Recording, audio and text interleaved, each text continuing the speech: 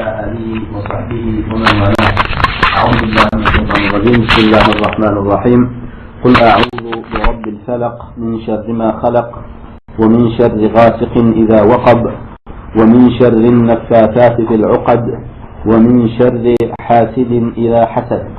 ناس خلق فريقنا نعم إيستدار معيستق في غبر صلى الله عليه وسلم نعم زعد لنشين نعم زعد فنان أكس مخلوشين أورد لنعم دعاء وهربر زعد لنعم نعم يا وهربر اللعدن بلعلدن شرلدن قرى المخلوشين إذن أقام دعاء نعم شنن غو دعاء إن غو دعاء إن غو أقل نعم آيات فراش لا يتلاد. قل أعوذ برب الفلق. قل نعم قل أيقيمة أعوذ ها سنن غار مخلوقي طلب ديارني أعوذ سنن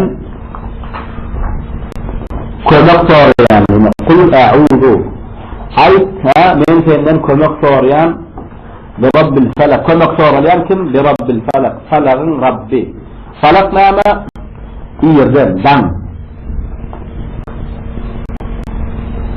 يعني دم أكرم ربطن نعم كمقطارياني نعم مناسبة دوا دم أكرم ربطن كمقطارياني يعني دعنا بنواتين سعارفت نام إيربتتلر بوليان مرزا أي رب من نام شو إيربتتلر غوري نفسنا فإذا نام آدمين بني كوالفتن وانا بروالا بنيد بروالا ومعصن بنيد حتى ماسك دعت مقتن أعصم حتى ماسك بنمات مقتن شونش نام bunu doğuran, dana akıran raktan nama sonra diye, naman sonra diye, dana sandan son günmat insan, nama erbetlikler, nama şerler bolyan molfa, ey Rabbim meni gora dikki. Min şerri ma halak, ondan maskada.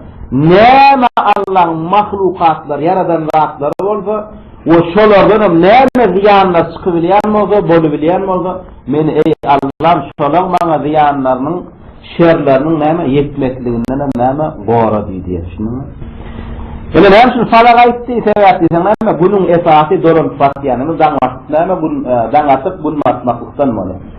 Nama diye dangatandan sonra ey danga astıran rat. Meni dangatandan sonra ha bolcak ziyandan şerlerin babından gora. O şafanı da min şerri ma halak. O şafanı da ma halak. Nama yaradan molsam nama şu zatlarda ziyan bana yetecek olsa men şu zatlarına nama ziyanından gora. Sonra nama diye ve min şerri gasikin iza vakıf. Gasik nama ley, giyce.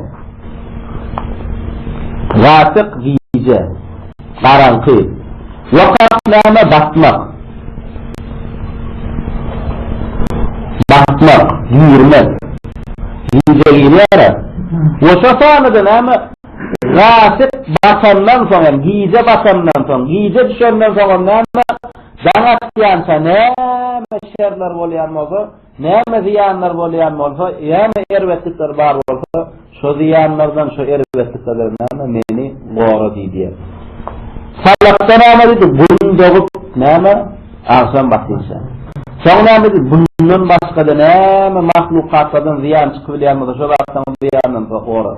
Sonra neyme, o şofağında neyme, gasık bakandan sonra, vakaf bolan sonra yani, giyice düşenden sonra, karanlık bakandan sonra neyme ziyanla, neyme şerler var olsa şu zatı bilmeyen var. وَمِنْ شَرِّ النَّفَّاثَاتِ فِي الْعُقَدِ Neffâsat neyme, doğalara ervet demüfleyen zadı oylar. Neffâsat nefs demek, üflemek, dem salmak. Nefsat dem salmak. Dem salyan ayarlar nefsat. Dem salyan ayarlar bir kime diyecek olur? Zadu ayarlar. Söylesem ama yarısı dua etsenem, ervet dua etsenem ama dem salmaya. Kur'an okuyalım ama dem salya. Allah Teala Adem'in deminde de tesir var. Planın demi düşüyor diyenler.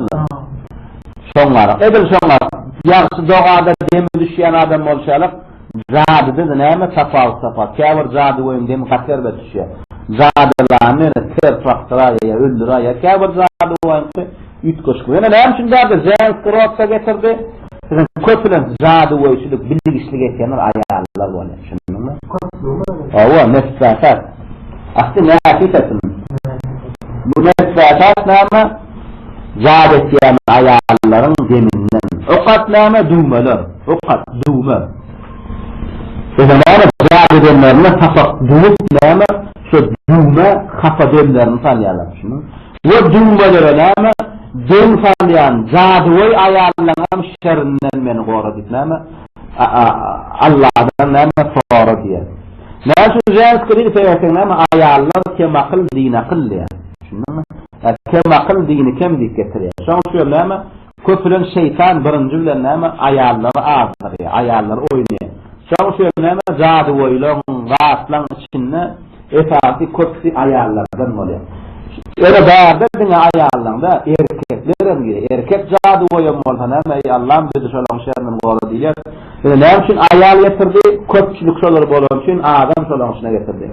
ومن شر حاسد إذا حسد وشفعنا دنامة حاسد إشغاران غوري ونامة حسدنن إشغارشلغنن غوري فلغنن نامة مني غوري نامة هم غادن ربنن هم غادن ياردن خالقتن نامة كمك صورة كنا صورة شون صغني حاسد فاعل إشغاران هو إشغارشلغ غوري فلغت يعني حسدن نامة إذا حسد فعل الماضي حسدنا إشغارنا إشغارشلغت ya bir görüpçülük etse şoň içgaraçylygyny görüpçülüğün bana getirme meni şoň içgaraçylygyny görüpçülüğün goru men sana sığınayan şoň şerrinden şunu bular mana salaryň tefsiri şunu kul huwallara malaýyny kul huwallada hiç tak ýok kul huwallaryň söýlerini aýtdyksam şu ilenni şunu aytadyk mı?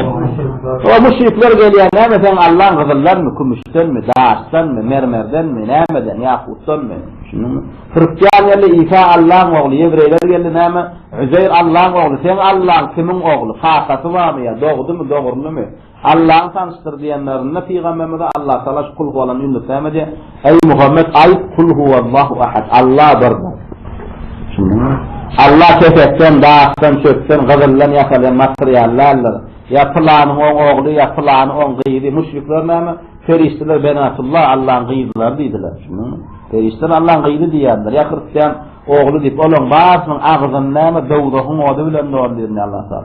Sen onlara ait, kul huvallahu ahad, Allah bar, yeketat. Allahu samad, yeketatliğine ne meser? Ol Allah samad. Samet demek näme? Hiçbir vade mesajı çekmeyen Allah.